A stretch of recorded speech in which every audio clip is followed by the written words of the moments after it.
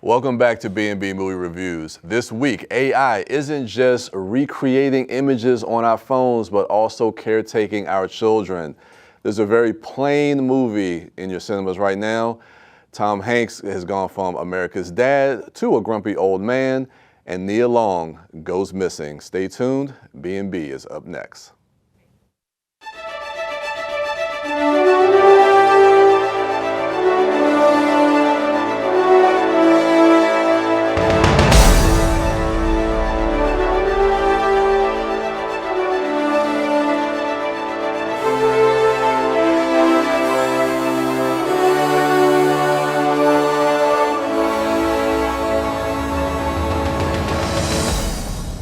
I heard something. It sounded like Megan. If she comes in this room, I'll rip your head right off your neck, I swear to God. I thought about what you said. About how when something's broken, you don't just throw it away. You fix it. So that's what I'm trying to do.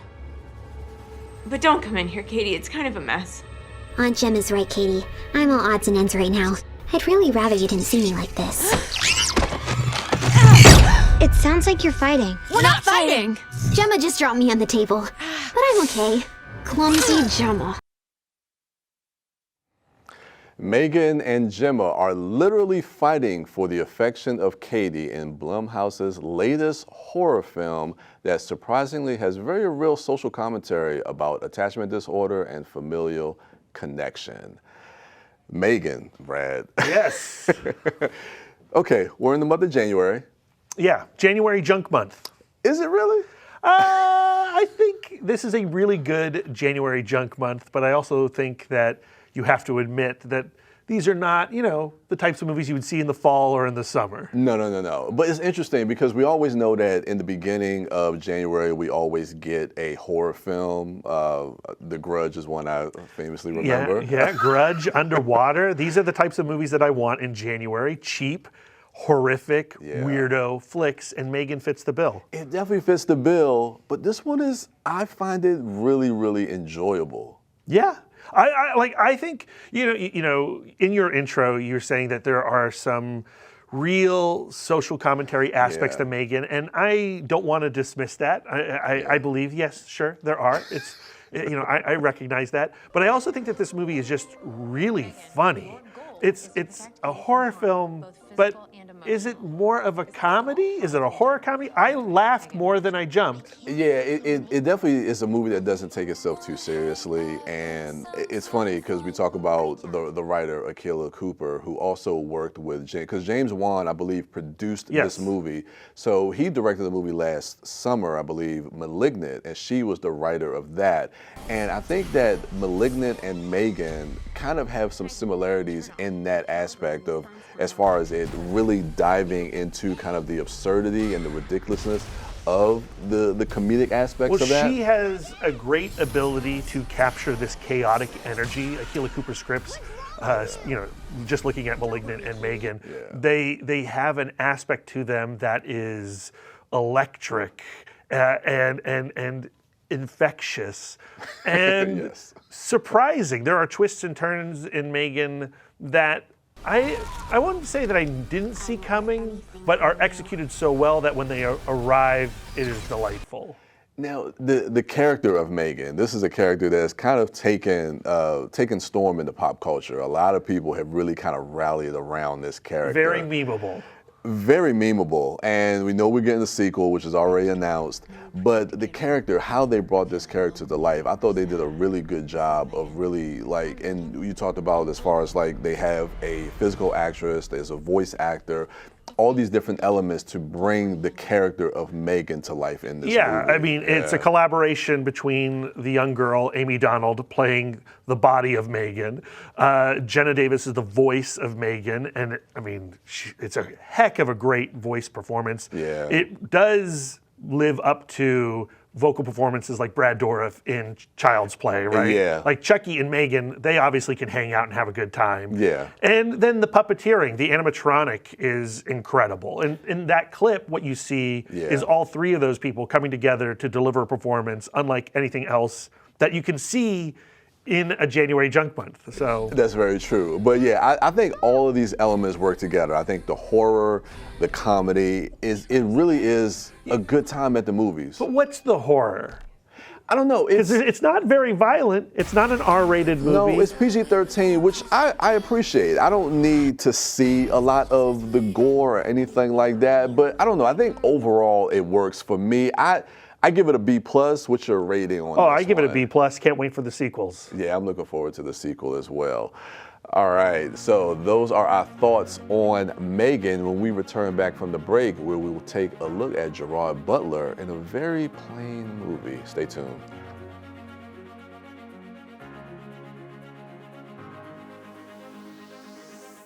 Here are AARP top tips on caregiver preparedness during coronavirus.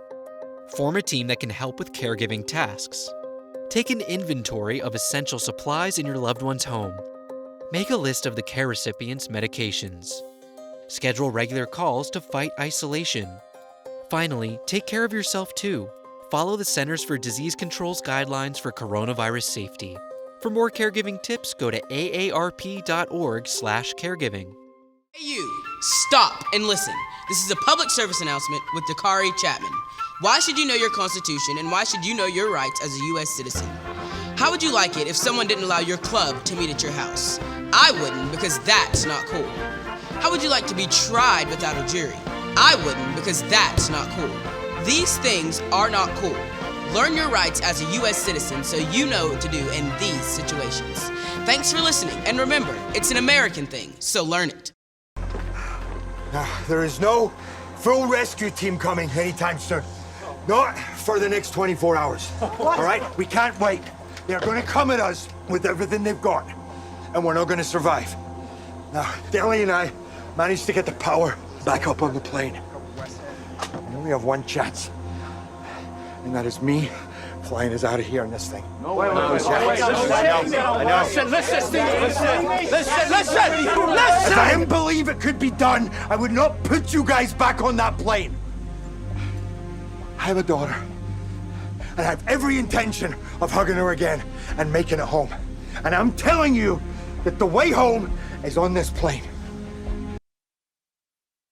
Gerard Butler tries to rally his passengers for one last flight to escape a war-torn island overrun by malicious separatists. Contrary to popular belief, this is not the latest sequel from Pixar. But Brian, kind of wish it was. I could, seeing this as a Pixar movie probably would have made this a lot more fun. But this movie's a lot of fun. Okay, keep going with that. All right, let's hear it. At least as far as like the theater experience of when we watched it, we had a lot of laughs. Yes. It's a cheaply made movie. I think that was one of the things that you mentioned, like one of the first shots. You were like, 2 seconds into this movie, we fade up from the title, Plane, and you see the cinematography of this film, and you go like, oh, this was made for $1.25. Yeah. And I don't want to be here. I don't want to be here. I wanted to run away. But the movie does kind of win you over in its cheapness, in its plainness. It does. And I think it also kind of wins you over with its cast as well. Because, I mean, Gerard Butler, he's known for making these type of movies. We see it all the time, so we kind of know what we expect going into it. I don't think this movie is selling us anything that we don't know that we're going into the theater to see, so I kind of appreciate that. Of course, we have Mike Colter, which we don't see a lot on. Love Mike Colter. And that's one thing that I noticed is like, he has a great presence on screen, and so I like his character in this movie. I thought I'm trying to focus on some of the things I really liked about this film. Yeah. I think the actual plane crash, like when they're going through that light storm, that's really intense. Takes a long time to get there, though, Brian. Takes a long time. There's a lot of setup in this movie. There is a lot of setup. That I think is sort of unnecessary because we know what kind of movie we want. You got to go through all the passengers too. You got to know who all the But do you even really get that though? Like there's a lot of time building up to that crash, but I don't know if that time was well spent. I think all those characters are very, very two-dimensional. Yeah. And it really relies on the actors to sell those flat characters, and some of them do, and some of them don't. Gerard Butler is awesome in it. He gets to use his Scottish accent. It's been a while, and he's fabulous in this kind of movie. Now, when we get to this this island, the war-torn island that they're on, and the whole thing with the militia separatists. Yeah, what is that whole thing, Brian? I'm asking you because I'm still trying to figure that out. But they're just angry people with guns, and we shouldn't be here, and they're coming for our stuff, and we want our stuff. Yeah, like none of the motivations of the antagonists in this movie really make any sense. Now, when we're on the island and we are kind of broken away from the passengers, and when Gerard Butler and Mike Colter are kind of together on this mission to kind of look for help, I do like that chemistry between the two of them. Once the action kicks off and there is a long shot of Gerard Butler wrestling with a guy, and it is very violent, it's unflinching, and I would say even uncomfortable. Yeah. But impressively well done. Like, it's a good fight sequence, and we get several good fight sequences and good shootouts. Yeah, I appreciate that. They do a one long take shot. They do some interesting things filmmaking wise. I think the filmmaker was the filmmaker that did the remake of Assault on Precinct 13, which is a pretty decent movie. But he had more money. If I remember, that was also a January movie. It was. He kind of lives in this movie. So he kind of knows how to make these kind of schlocky, kind of B action movies. But overall, what I'm thinking, it was funny because we talk about who was the gentleman that's Tony Goldwyn? Tony Goldwyn. Yeah. He's the trailblazer. Tony Goldwyn. Guy that they bring in, like, this plane has gone down. What are we going to do? We got to call in our expert. And apparently, Trailblazer has on their speed dial in their Rolodex some mercenaries that they can call up to deploy at any given moment. What's up with that? Why do they have? Why does an airplane line have mercenaries on speed dial? Because in case they have to fight off separatists, Brian. So this must have happened more than once. Yeah. You call in Tony Goldwyn, and Tony Goldwyn. They cut away from the action of the movie to give a little time for his character and his anxiety as a corporate dude. And he's fun to play, fun to watch. But also, every time we pulled away from the island, I felt like, well, why are we here? Yeah. And going back to Mike Colter's character, it's just hilarious because we get no real resolution with his character at the end of the movie. He helps out in the fight to help them get away, but then he kind of veers off his own path. But the best laugh occurs when he sees his out. Yes. And that is literally his out. We never see him again. And once we get that laugh, I was like, well, maybe I do like this movie. Like, I struggled a lot with this film. Like, do I hate this movie? Is this awful? Do I love it? Is it entertaining? So where do you fall? I don't know. Like, when we watched it, the crowd immediately applauded. And I was, like, baffled by that applause. Yeah. And I guess maybe the applause won me over. B plus maybe. Okay, I'm on the opposite end. It's a B minus for me. Okay. It's schlocky fun, but it's forgettable at best. So those are our thoughts on Plane. Your mileage may vary. Stay tuned. We'll be back with A Man Called Otto. Stay right there.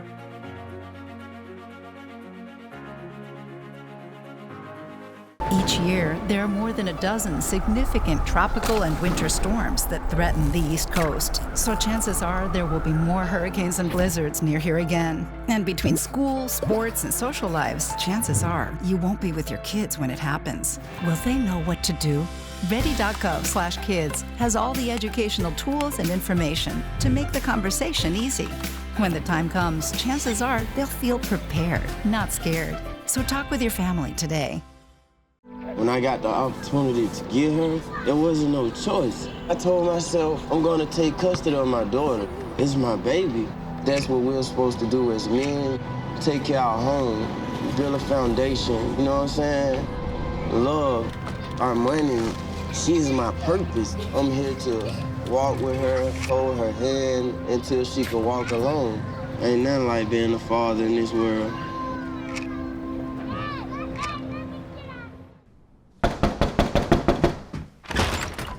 Hi. We wanted to properly introduce ourselves because, you know, we're going to be neighbors and everything, so. So. Okay. Okay. Bye.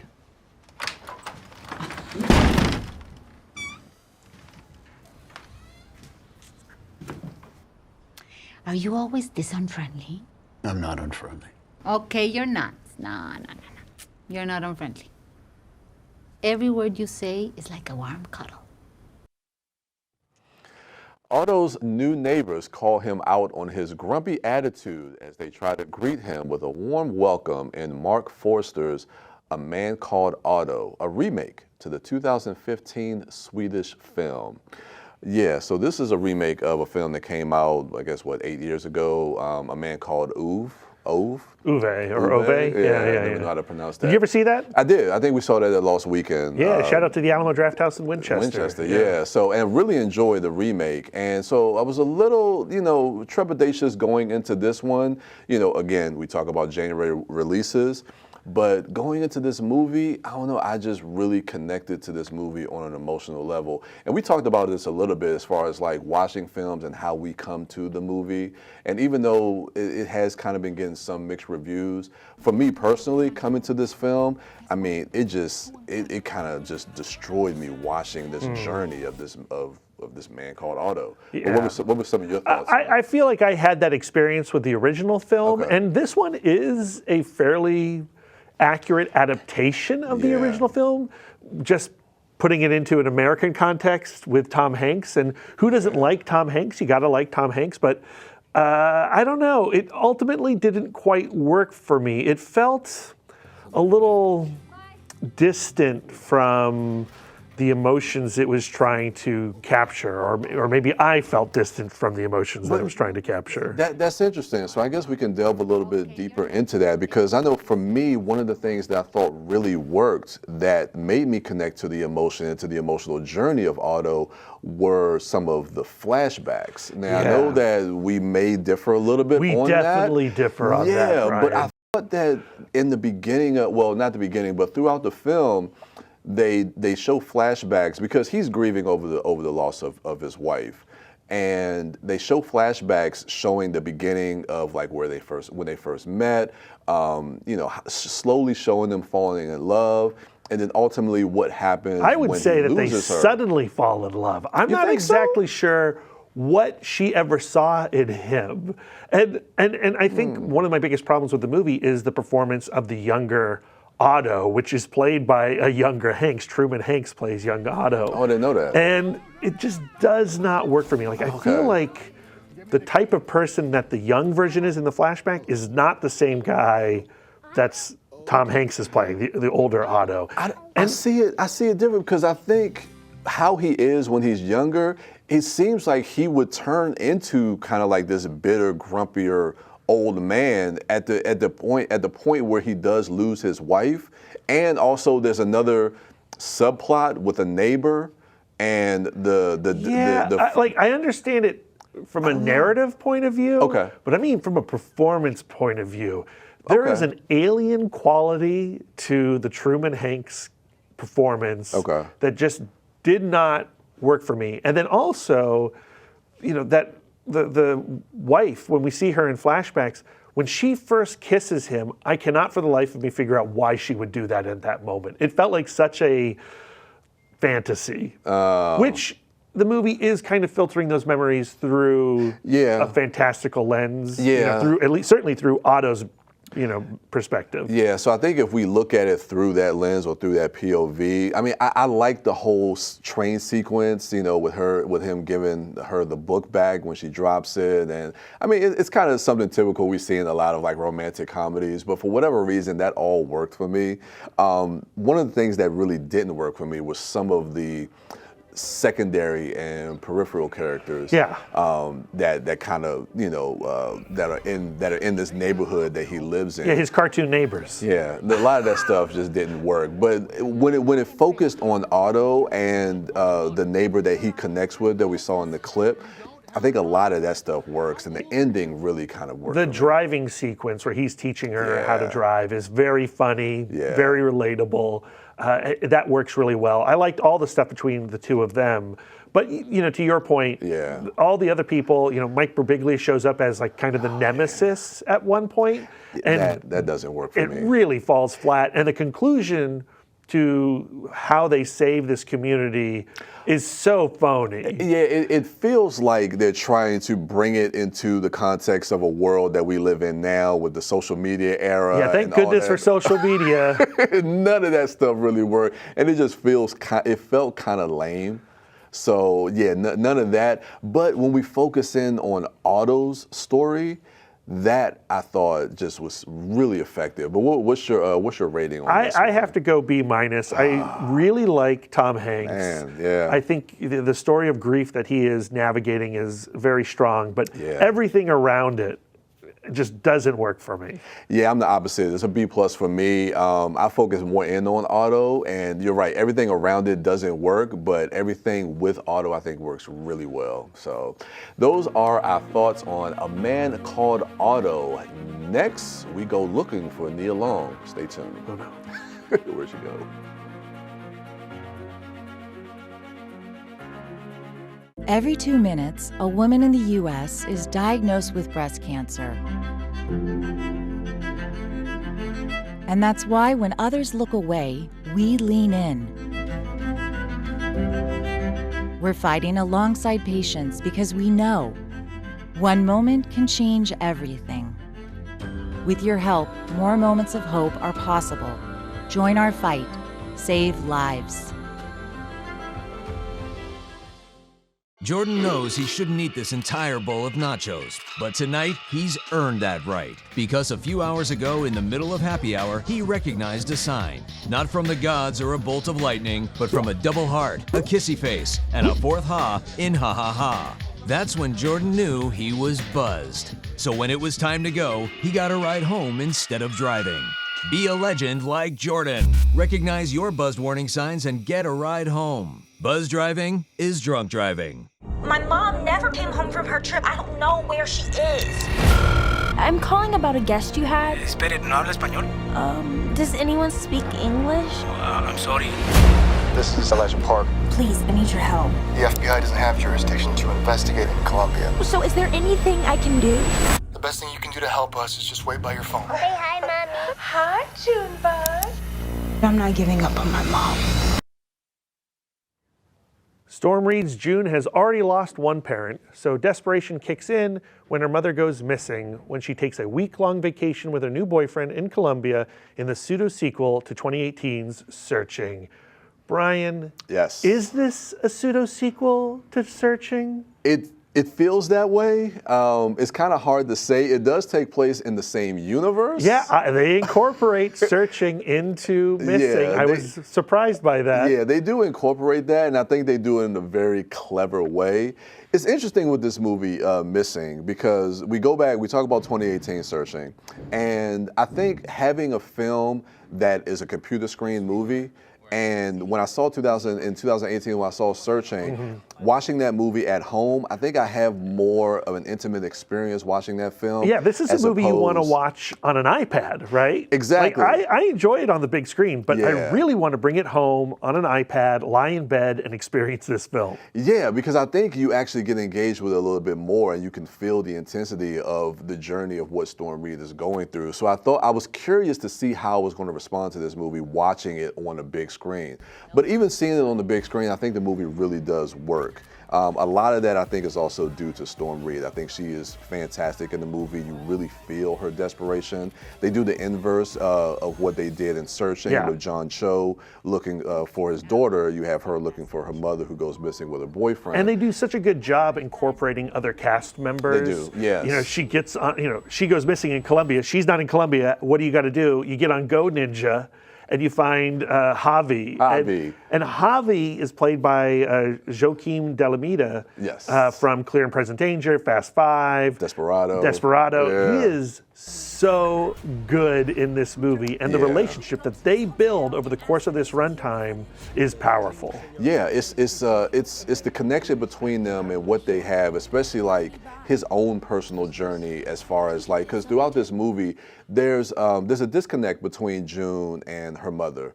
And when we find out more about Javi when he's trying to help June, who he's in Colombia trying to help her, and we learn more about his relationship that he has with his son. So we kind of parallel these two stories and how they kind of intertwine and the connection that they have with each other and why Javi wants to help June so much. And because you're watching everything through somebody's browser, right? You get engaged in the hunt in a way that you don't normally in other kinds of mysteries. Like mysteries are always engaging, they always drag you in, they always have you guessing like what's going on. But here you actually get to trace the investigation that June is going on.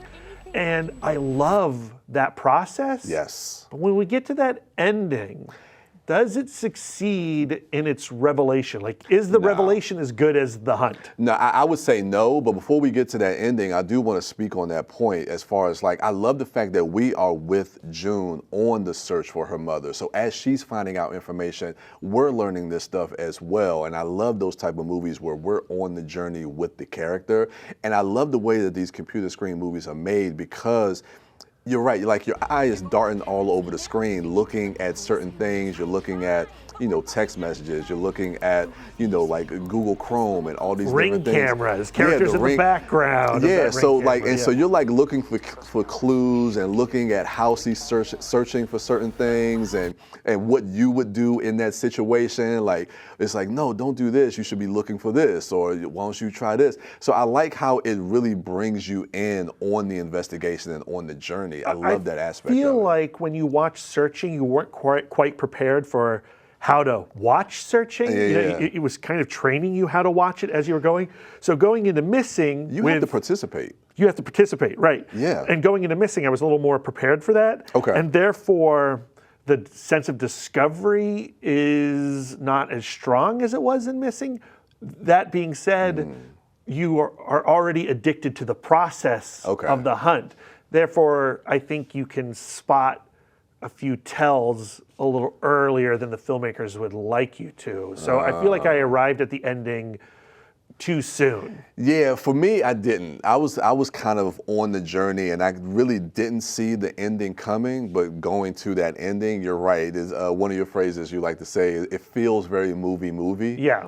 And that ending felt that way for me. Unlike Searching, which really felt like it was something that we would see in the real world, as far as like him looking for his daughter and how that is resolved. This one tries to get more into a thriller aspect of it, and I don't think that really works. The action is hard to pull off when you're trapped on a browser. Now, are you excited to see more films using a laptop screen? You know what? I enjoy Searching. I really did like this movie. I don't know what else you could do. Are we going to have the Searching universe I now? want one. Like, honestly, when they brought in the events of Searching in a very clever way in Missing, I thought for a second, like, are they going to incorporate what went down in that movie in this movie? And they don't quite, but now I want it. I want, Searching v. Missing, Dawn of Justice. Searching v. Missing. I love that title. I don't know how that will work, but that's a great title. What's your rating? What's your score for this? I give it a B+. Yeah, thumbs up. Yeah, this one's a B+ too. I really enjoyed the journey of going on this adventure with this character. So yeah, those are our thoughts on Missing. To recap what we reviewed this week, Megan, we both give a B+. For Plane, Brad gives that a B+. I think we both kind of enjoyed it, but for me, it's a little more forgettable. I give that a B-. And A Man Called Otto, Brad gives that a B-. It really worked for me, so I give that one a B+.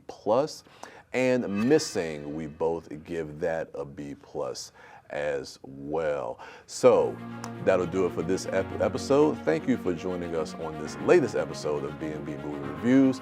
Come be part of the conversation. If you have questions, suggestions, feel free to email us at bnbmoviereviews@gmail.com. And with that, we will see you at the movies.